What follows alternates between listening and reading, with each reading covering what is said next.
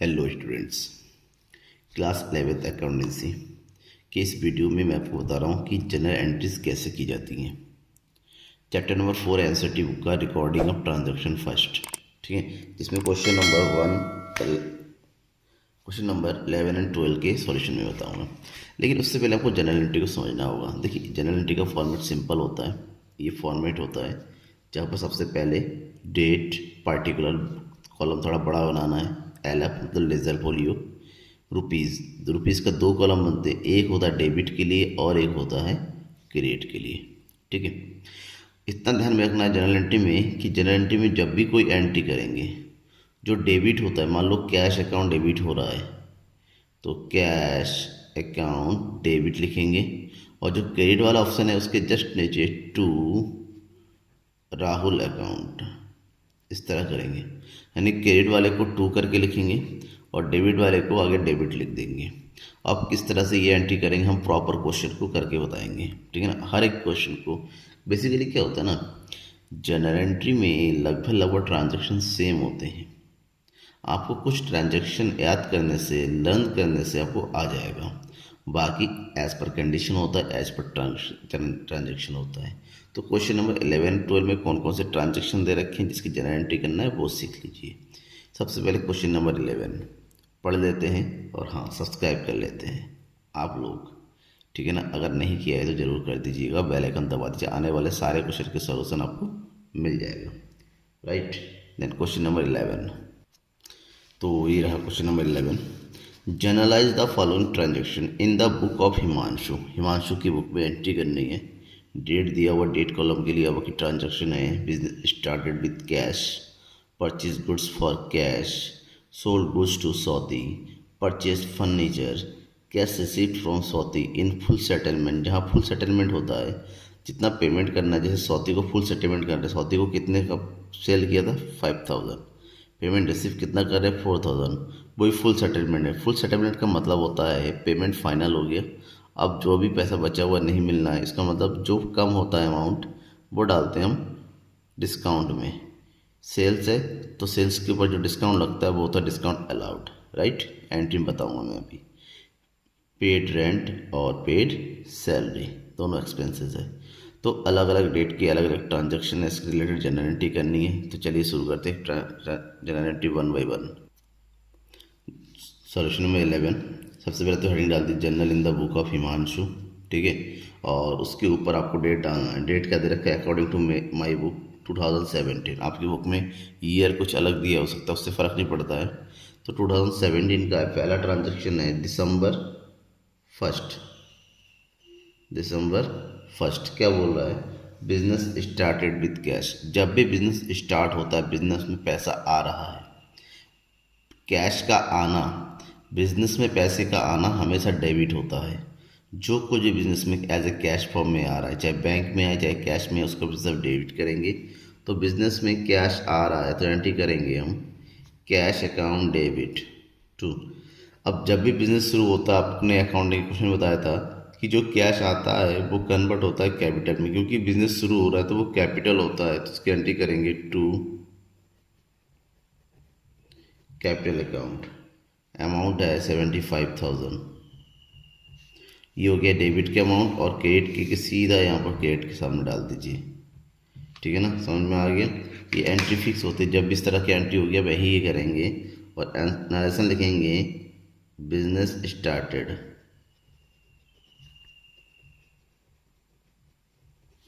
With cash. Narration बहुत लंबा नहीं लिखना है, जितना ज़रूरी है आपको उतना ही करना है, ठीक है।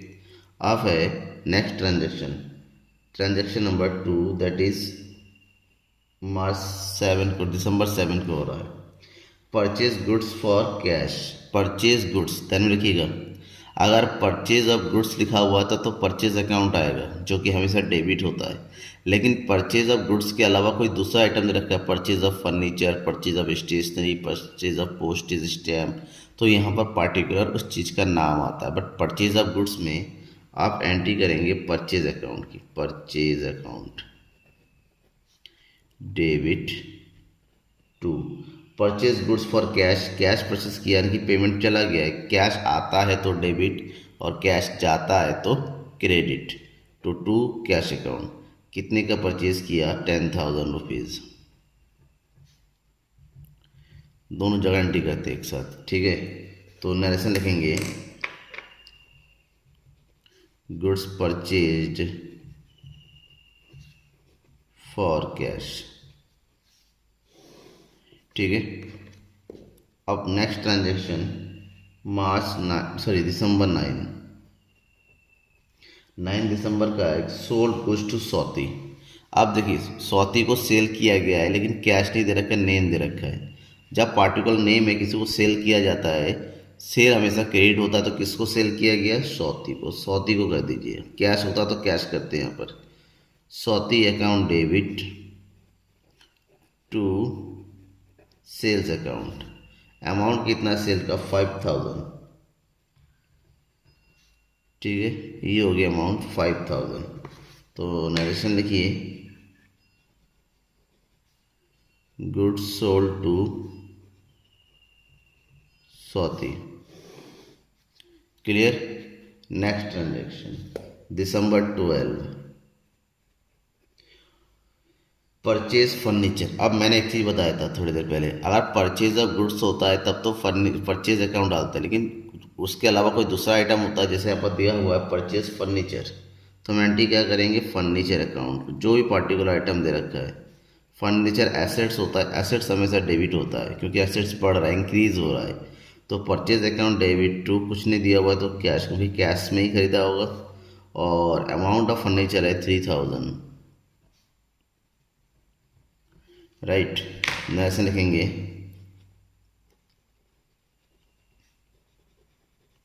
Furniture purchased. ओके बेटा।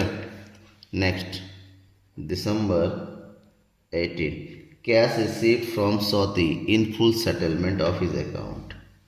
सौती से अमाउंट रिसीव हुआ, 5,000 रिसीव करना होता, लेकिन 5,000 हमने सेल किया था, लेकिन रिसीव हो रहा है 4,000 रुपीज़।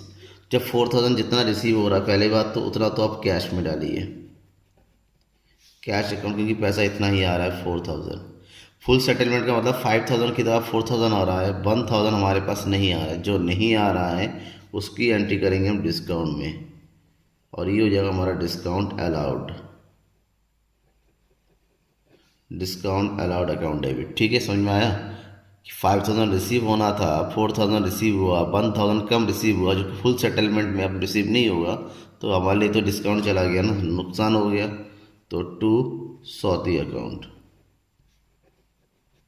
भाई परचेज में डिस्काउंट होता तो डिस्काउंट रिसीव लिखते, क्रेडिट कर देते, सौती अकाउंट पूरा क्लोज कर दिया 5,000 से।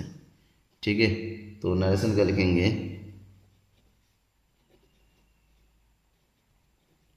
Cash received in full settlement. Okay, next transaction of date December 25 paid rent, rent pay किया। तो सिंपल है, जब भी कोई एक्सपेंसेस होता है तो उसको डेबिट कर दें, rent account debit to cash account. This 1,000, यहाँ भी हो गया 1,000, ऐसे लिखेंगे रेंट पेड। और लास्ट ट्रांजेक्शन है दिसंबर 30 पेड सैलरी। तो एंट्री क्या करेंगे हम? Salary account debit to cash account, और ये अमाउंट है 1,500 यानी कि 1,500। ठीक है, तो नरेशन क्या लिखेंगे इसका भी? Salary paid. Okay, simple entry थी, बिल्कुल इजी एंट्री। Question number 11। अब करेंगे question number 12। Question number 12, enter the following transaction in the journal of Mudit. Mudit की बुक में एंट्री करनी है। 2017 जनवरी इसकी ट्रांजेक्शन है। 1 January commence business with cash, same entry ऊपर वाले की तरह। जनवरी 1 बिल्डिंग, देखिए बिल्डिंग लिखा हुआ, इसका मतलब होता है बिजनेस शुरू हो रहा है कैश से भी बिल्डिंग से भी, एक ही बात है, एक ही एंट्री में ये कंप्लीट हो जाएगा, स्टार्टिंग एंट्री है। सेकेंड को है goods purchase for cash, goods sold to Ramesh fourth, Ramesh paid basis January 6 sold goods to cash January 10 paid for trade expenses January 12 cash received from Ramesh and also discount allowed. दोनों एक साथ दिया हुआ है, calculate करने की जरूरत नहीं है आपको। गुड्स परचेज फॉर सुधीर, फिर कार्टेज पेड, यही एक तरह का एक्सपेंस है जब जिसके पीछे पेड लगा होता है ना, मान लीजिए वो एक्सपेंसेस है। Drew cash for personal use, जब भी कोई चीज़ पर्सनल यूज़ के लिए ड्रू किया जाता है तो वो होता है drawing, personal use, house hold, ठीक है ना, प्रोपाइटर, तो ये सब ड्राइंग कैटेगरी में आ जाएगा। Next, goods use for house hold, ये भी सेम है क्योंकि हाउस होल्ड मतलब घर पे ही यूज़ किया हुआ है, ये दोनों ड्राइंग में है। बट डिफरेंस क्या है, यहाँ पर कैश यूज़ किया, यहाँ पर गुड्स यूज़ किया। एंट्री में बताऊँगा अभी। Cash paid to Sudhir, Sudhir को पेमेंट कर दिया और उसने डिस्काउंट अलाउ किया, ठीक है, मतलब हमने रिसीव किया है आफ्टर लिप हर एक चीज़ को। तो एंट्री करने से पहले हम डाल देते हैं ईयर 2017 और पहली एंट्री होनी है जनवरी 1। जनवरी 1 की जो एंट्री है, कमेंस बिजनेस पिस कैश, बिजनेस शुरू हो रहा है कैश से। कैश अकाउंट डेबिट, अमाउंट है कैश 1,75,000। जब भी कुछ भी बिजनेस शुरू हो रहा है सब डेबिट, साथ ही साथ बिल्डिंग भी आ रहा है तो बिल्डिंग अकाउंट डेबिट 1,00,000। अब दोनों का टोटल कहाँ चला जाएगा, टू कैपिटल अकाउंट में। फर्स्ट एंट्री होती है, जितनी चीज़ों से बिजनेस शुरू हो रहा है सबको डेबिट कर दो, टोटल कैपिटल में कर दो, ठीक है। तो नरेशन लिख देंगे, business started, right. Next transaction January 2, goods purchase for cash, purchase of goods for cash. जब भी कैश परचेज किया जाता है करना क्या है, क्योंकि गुड्स है तो परचेज अकाउंट डेबिट, कैश दे दिया जा रहा है तो to cash account, purchase account debit to cash account. Entry कितनी अमाउंट करेंगे, अमाउंट है परचेज 75,000। ऐसे लिखेंगे,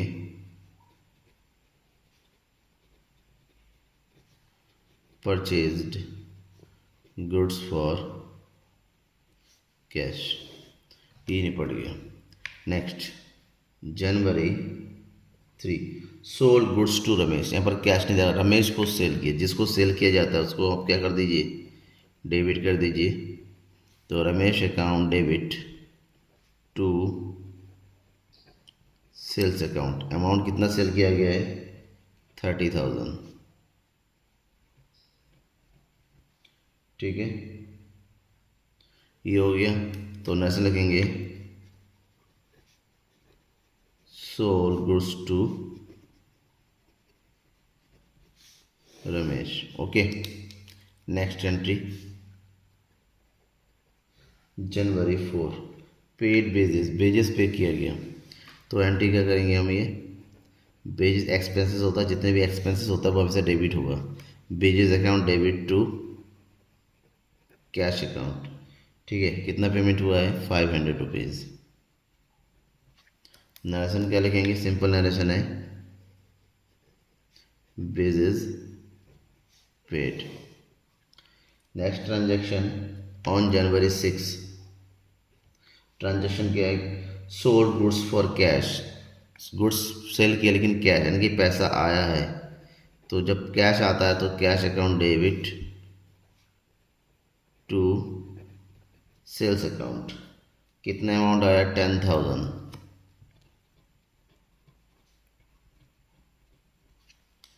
तो नरेशन लिखेंगे goods sold for cash. Next January 10 paid for trade expenses, trade expenses pay किया है, ये भी एक्सपेंस है तो एक्सपेंस को डेबिट कर दो, ये हो गया trade expenses account debit 700 to cash account 700। Next लिखेंगे trade expenses paid, okay. Next transaction January 12 cash receive from Ramesh, discount allowed. Cash receive हुआ, रिसीव जब भी होता है इसका मतलब पैसा आया है, तो ये हो जाएगा कैश अकाउंट डेबिट। तो cash receive from Ramesh, cash receive हुआ 19,500 और लिखा हुआ है डिस्काउंट अलाउड, तो डिस्काउंट अलाउड दिया हुआ है तो ये हो गया डिस्काउंट अलाउड अकाउंट डेबिट। और ये हो गया 500, यानी कि टोटल कितना रिसीव करना था रमेश से, 30,000 रुपीज़। ओके, तो नैसे लिखेंगे कैश रिसीव फ्रॉम रमेश। ये हो गया सिंपल, छोटे छोटे ट्रांजेक्शन लिखने हैं, नरेशन लिखने हैं। Next January 14, goods purchase for Sudhir. Sudhir से गुड्स परचेज किया है तो एंट्री क्या करेंगे हम, purchase account debit, purchase account debit. और अमाउंट ऑफ गुड्स है 27,000। टू सुधीर से परचेज किया है, टू सुधीर अकाउंट 27,000। नेक्स्ट लिखेंगे गुड्स परचेज फ्रॉम सुधीर। ये कंप्लीट हो गया, ठीक है। Next transaction is for January 18 और ये है कार्टेज पेड, एक्सपेंसेस है, कार्टेज अकाउंट डेबिट। कितना है 1,000 टू कैश अकाउंट 1,000, ठीक है। Narration carriage paid. Next January 20, ये है Drew cash for personal use. जब भी पर्सनल यूज़ होता है तो ध्यान में लिखिएगा आपकी एंट्री करनी है ड्राइंग की। तो ड्राइंग अकाउंट डेबिट, कितना विड्रॉ किया है 5,000। कैश विड्रॉ किया है तो क्रेडिट साइड में आएगा to cash account 5,000, cash withdraw for personal use. Okay, next transaction number 22, January 22, goods use for household. Goods use किया जा रहा है, यहाँ पर भी हाउस होल्ड है तो हम एंट्री करेंगे ड्राइंग की दोबारा, ड्राइंग अकाउंट डेबिट। और गुड्स यूज़ किया गया है 2,000, गुड्स यूज़ किया गया है तो जब भी गुड्स यूज़ करे, गुड्स जाए, गुड्स का लॉस होता है तो परचेज को आप क्या कर दो, क्रेडिट कर दो। नॉर्मली गुड्स जब आता है परचेज करते हैं तो परचेज को डेबिट करते हैं, क्योंकि अब नुकसान हो रहा है तो परचेज को हम क्या करेंगे, क्रेडिट करेंगे, ठीक है। ऐसे लिखेंगे goods use for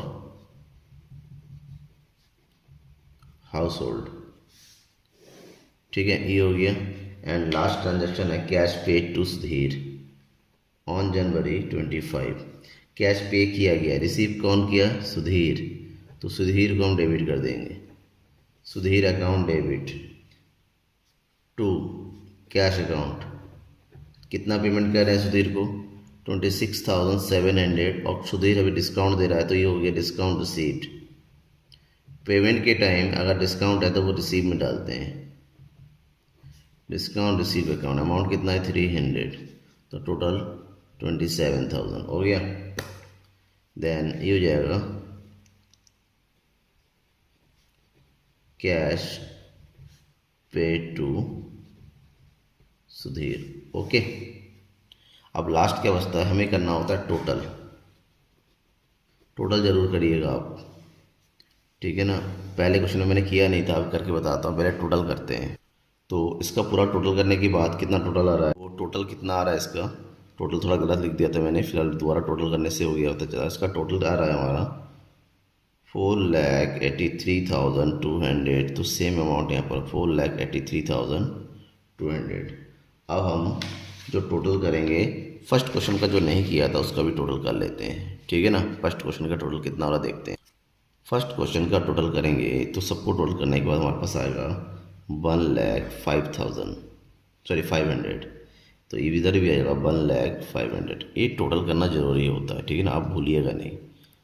thank you. और हाँ, सब्सक्राइब करके रखिए, आने वाले एनसीईआरटी बुक के सारे क्वेश्चंस के सॉल्यूशन आपको लगातार मिलता रहेगा। लगातार मैं इसके लिए वीडियोस लाता रहूँगा ताकि आपका कोर्स जल्दी से जल्दी कंप्लीट हो जाए। Thank you everyone.